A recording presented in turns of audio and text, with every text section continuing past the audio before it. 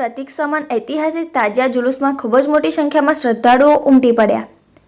યા હુસેન જિંદાબાદના નારા સાથે પેટલાદ ગુંજી ઉઠ્યું।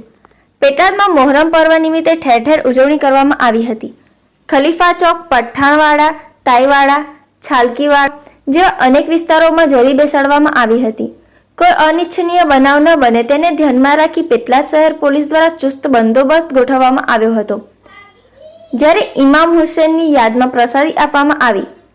કુરાનખાની સહિત કીટોનું વિતરણ કરવામાં આવ્યું। શરબત, દૂધ, લસ્સી જેવા અનેક પ્રકારની પ્રસાદી આપવામાં આવી હતી।